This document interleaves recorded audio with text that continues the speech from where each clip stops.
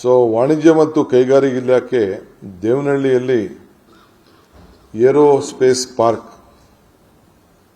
ಅಲ್ಲಿ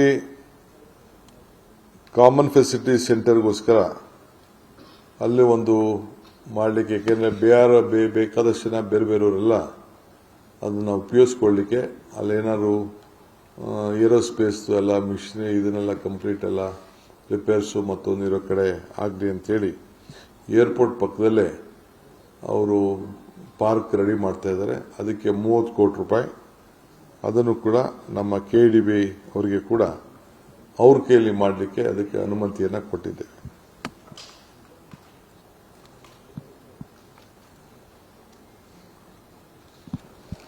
ಆಮೇಲೆ ನಮ್ಮ ವಿಕಲಚೇತನ ಹಕ್ಕು ಕಾಯ್ದೆ 2017 ರೈಟ್ ಆಫ್ ಪರ್ಸನ್ ಡಿಸಬಿಲಿಟಿ ಅವರಿಗೆ ಭೂ ಮೀಸಲಾತಿ ರಿಯಾಯಿತಿ ಬಗ್ಗೆ ಒಂದು ಇತ್ತಂದಿತ್ತು. ಅದಕ್ಕೆ 5% ರಿಸರ್ವೇಷನ್ ಅಂತ ಹೇಳಿದ್ದು. ಅದಕ್ಕೆ ಈಗ ನಾವು 2 ಆಪ್ಷನ್ಸ್ ಮಾಡಿಕೊಟ್ಟಿದ್ದೀವಿ. ಅವರಿಗೆ ಒಂದು ಲಿಮಿಟ್ ಮಾಡಿದ್ದೀವಿ.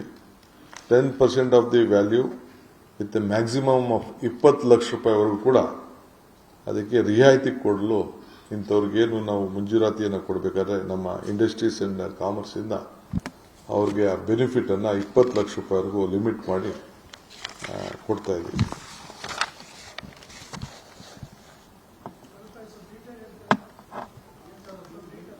ಇದು ಹ್ಯಾಂಡಿಕ್ಯಾಪ್ಡ್ ಅವರು KDB ಲ್ಯಾಂಡ್ ಅಲಾಟ್ಮೆಂಟ್ ಅಲ್ಲಿ 5% ಇತ್ತು. 5% ಲ್ಯಾಂಡ್ ರಿಸರ್ವ್ ಇತ್ತು. ಅದಕ್ಕೆ ರೇಟ್ ನಲ್ಲಿ 10% ಆಫ್ ದಿ ವ್ಯಾಲ್ಯೂ ಇಲ್ಲ ಅಂತಂದ್ರೆ 20 ಲಕ್ಷ ರೂಪಾಯಿ ಸೀಲಿಂಗ್, ಮ್ಯಾಕ್ಸಿಮಮ್ ಸೀಲಿಂಗ್ ಅಷ್ಟುವರೆಗೂ ಅವರಿಗೆ ರಿಯಾಯಿತಿಯನ್ನು ಅವರಿಗೆ ಕೊಡ್ತಾ ಇದ್ದೀವಿ.